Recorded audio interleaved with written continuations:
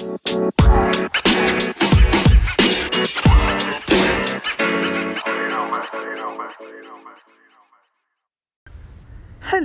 everyone, how are you? Another DP Daily. What's going on? I hope everything is awesome, especially after a tremendous bit of football in the Champions League.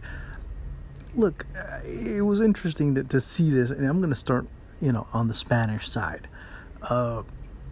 I remember, and those of you who follow me on Twitter, of course, have to remember this. It was a thread that I put out there on Xavi Hernandez and what he was thinking and what he was saying about Barcelona and Real Madrid and how he saw the game.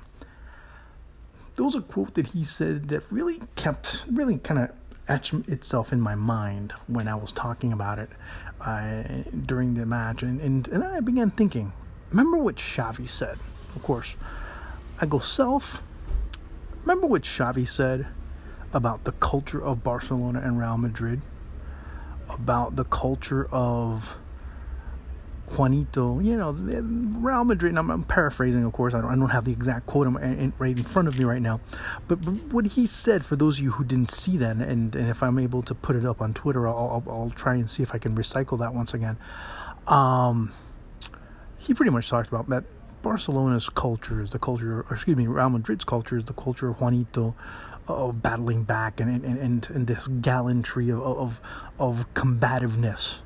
Oh no, that's not us. That's not Barcelona. Barcelona is the culture of Cruyff, of elegant football. It's not the culture of the Pujols, of those types of players in Barcelona's past that were known to be combative, that were known to be gritty, and really gave Barcelona that on top of that style that they were trying to establish, the identity or trying to establish. And one of the best examples was brought up a few days ago, and they were showing highlights of the 1975 semifinals of the European Cup between Leeds United and Barcelona, that Barcelona went at and kind of lost their identity and got lost into what Leeds United were playing, especially that Leeds United of the 1970s played against what Barcelona were playing when Cruyff had already arrived. Even Cruyff himself in that match became very involved in a type of play that he wasn't the type that excelled in. There was that. You start looking at those two teams and you see the pragmatism of Real Madrid compared to Barcelona, and it's okay, what do we do? It doesn't seem fair to say it in hindsight, but that's one of the qualities that has put Real Madrid where they're at. And at the same time, you start to see some of the qualities that have Barcelona where it's at right now.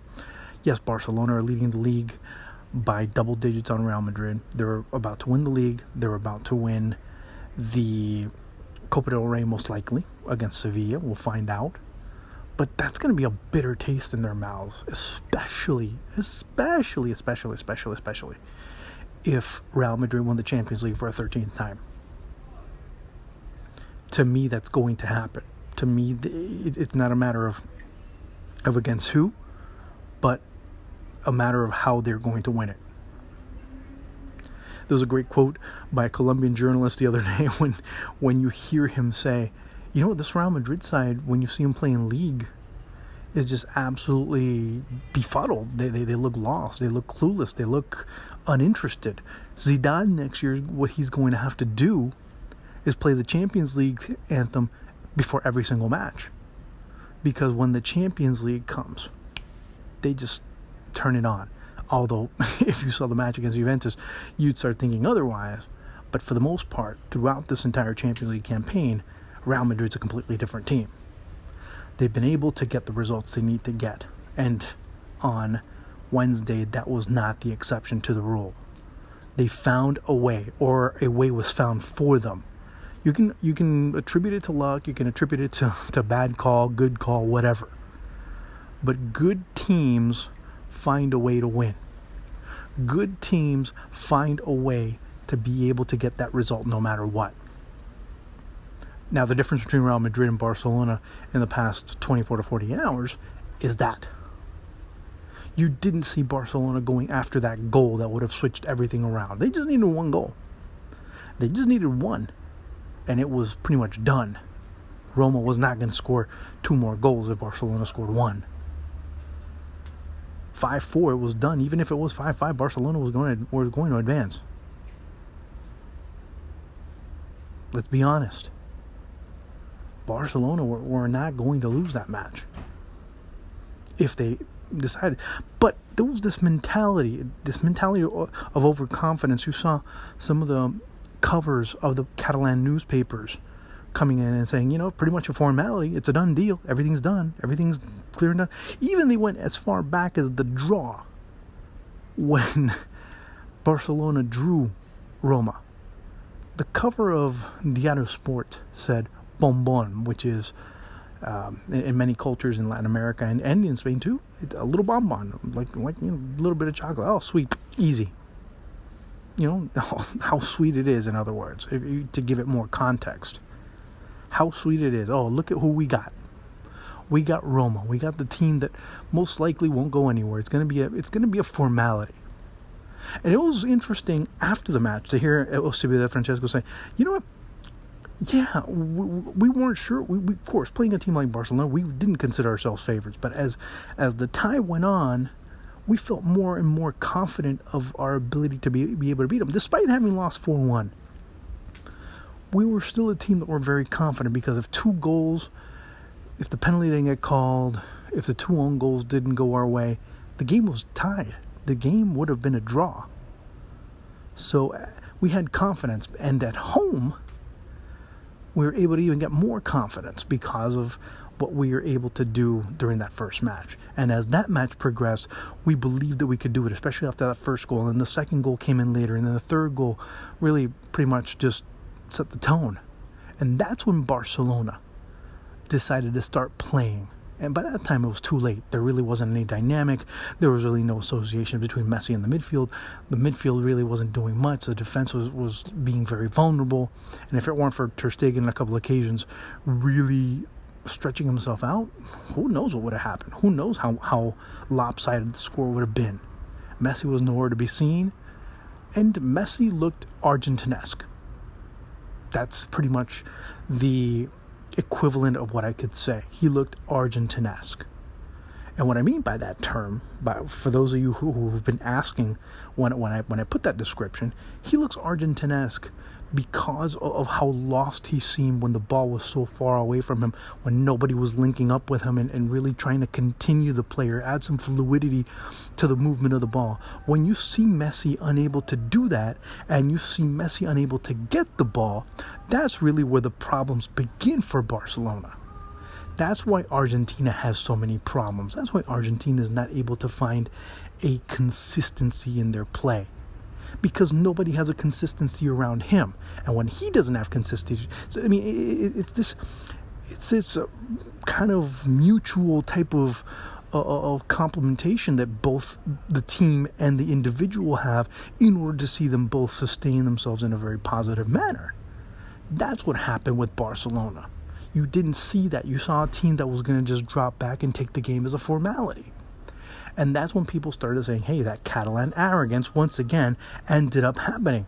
That's where the Argentine was not able to do anything. That's where Messi was unable to find his rhythm, his presence, and of course, most importantly, the ball. And when you start to see those types of issues, that's again where you start to have those issues with Barcelona in the Estadio Olímpico. Meanwhile, speaking of Argentinesque, another player that had some problems was definitely Gonzalo Higuaín. I'm still trying to figure out if he got on the plane from Turin to Madrid. Higuaín never showed up. Higuaín played poorly despite everyone else around him stepping up in a big way. Higuaín was non-existent yet again in a big game. I've defended him before, and I've criticized him before. Sometimes some people might say it might be fair. Some people might be saying it's unjust.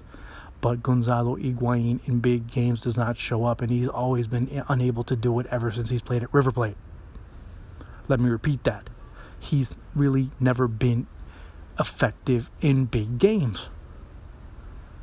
And it's easy to score on Cesena. It's easy to score on Genoa. It's easy to score a hat-trick here, hat-trick there. It's easy to sometimes have a great game against Napoli. But when the rubber meets the road, Champions League, he is going to have his judgment on the big stage in Europe. He is going to have the final judgment on his success or failures on the big stage. Playing in the Champions League semis, quarters, against Real Madrid, against Barcelona, in the final, Bayern Munich, whoever it is. That's where he gets judged. Don't judge him. I'm one that doesn't like to judge from August to, let's say, February, March. This is where the rubber meets the road, ladies and gentlemen. This time of the year, this is where the men show up. The men show up to lift the trophies, whether you like it or not. It might be opportunistic, but this is when the players end up, earning their salary. This is when the players have to show up. And you can say whatever you want about him scoring at a tremendous pace, but when he has to score in the big games, when he has to appear in the big games, he does not. Many people are going to say the same thing about Messi, but then you have to start saying, oh, by the way, he did score in 2 Champions League finals. He did assist on a couple of goals in that win against Juventus. He has shown up. Now, with Argentina, you got to start looking a little bit deeper. But with Higuain, he hasn't shown up. In the big games, he does not show up, be it for Juventus, be it when he played for Real Madrid, be it when he played with River Plate, and be it when he's played with Argentina. With Argentina, he's been able to score goals. Yeah, the third one in a 4-0 win. The second one in a 3-0 win. The second goal is pretty much to cap it all off and everything's good. But when the rubber meets the road, ladies and gentlemen, is he there? Is he there? He hasn't. He hasn't proven it. Now, do you want him on your team? Absolutely. Because he's a goal scorer par excellence. He's going to get you the goals. He's going to get you the W's. He's going to get you the wins. But when those big wins are needed, I don't know. I don't know if he's the guy for me. But do I want him on my team? Hell yeah. Man City, another team. Great campaign. But when the rubber met the road, ladies and gentlemen, they haven't been able to show up yet. Liverpool's got their number. Jurgen Klopp has got Pep Guardiola's number right now. And that's the thing that's going on right now. That is the big issue. That is the major topic. Klopp said, hey, it's about character. It's about you being able to really put your balls on the table and make things very present. It's about character. It's about going out there and getting the result. It's not about having artistic levels and showing, footballistic beauty. It's good. It's a plus. But it's not the be-all and end-all. It's not what wins matches at this stage of the season. And Man City this year, and I know it's easy to criticize at this point. I know. But you still have to criticize it. In certain stages this season, when they faced adversity, have they been able to step up?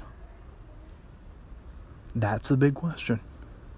Bayern Munich, Bayern are doing their thing. They've been quiet. They were very unpleasant to watch. It was kind of an eyesore to watch Bayern Munich play. But Bayern Munich will be there. They'll be there at the end. And if they play against Roma or Liverpool, that'll be an interesting matchup. But I'd love to see Liverpool again. I'd love to see that mid-week Champions League magic. I definitely want to see it happen.